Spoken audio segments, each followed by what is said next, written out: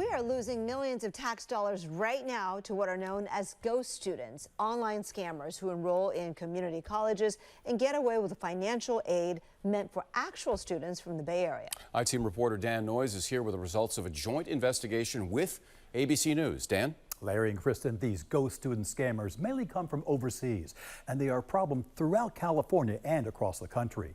They often use artificial intelligence to expand their reach and evade fraud detection controls. Admission staff for San Jose's community colleges are stretched thin, trying to catch ghost students who use stolen or fake identities to enroll in classes and obtain financial aid. The online scammers have had a real impact. So we would have courses where we'd have 50 seats and another 100 plus on a waiting list. And we would find that maybe 6 of those actual enrollees were students, and the rest were fraudulent accounts, ghost students. Dr. Chaidez explained she sees the most fraud in asynchronous courses, in which students can work online at their own speed, but also with in-person classes.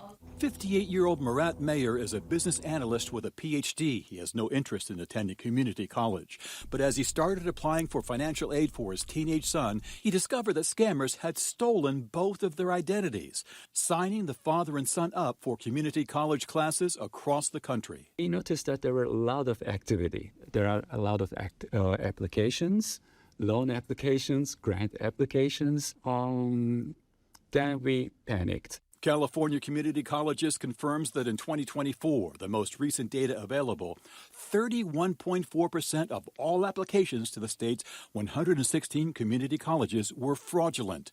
The scammers are sometimes able to navigate the system of enrolling, getting accepted, and applying for financial aid to get away with millions of your tax dollars. Can you give me an idea of the amount of money that was actually sent to the bad guys over the past, say, 3, 4, 5 years? Right. Without providing you an actual amount, I can tell you that it is in the millions. So they were able to fraud the system of millions of dollars. And those millions of dollars would have gone directly to our students in financial aid resources. The total loss to financial aid fraud in 2024, according to California Community Colleges, about $3 million in state funding and $10 million in federal funding. The Department of Education reports the federal government has lost more than $350 million to ghost student scams over the past 5 years. Now the DOE's Inspector General has launched some 200 investigations coast to coast. As you're stealing identities, these loans are not being repaid. They're being assigned to people. They don't even know they have a debt with the U.S. Department of Education. Or you get some letter from the department or the servicer or the Internal Revenue Service that says you owe the Department of Education money for something you don't even know about.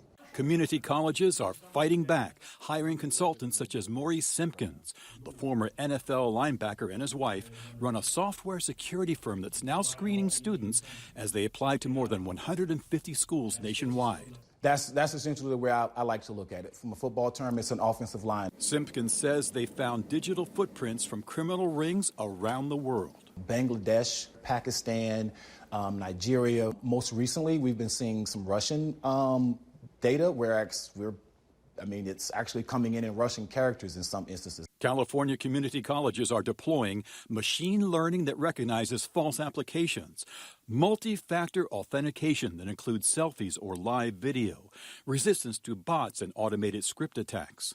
They are also counting on professors to catch a name on their roster who never appears in class. Chancellor Chaidez tells me these efforts have vastly reduced the number of ghost students who get through. It's still happening, so we still remain diligent. You know, we want to make sure that we're serving actual students, we're providing financial aid resources to actual students, not losing those resources to ghost students, to the criminal activity. It still happens, and that's why we remain diligent. I spoke with one professor who told me the scammers will sometimes answer an email, even complete a classroom assignment just to keep the financial aid money flowing. And once they get that money, they disappear.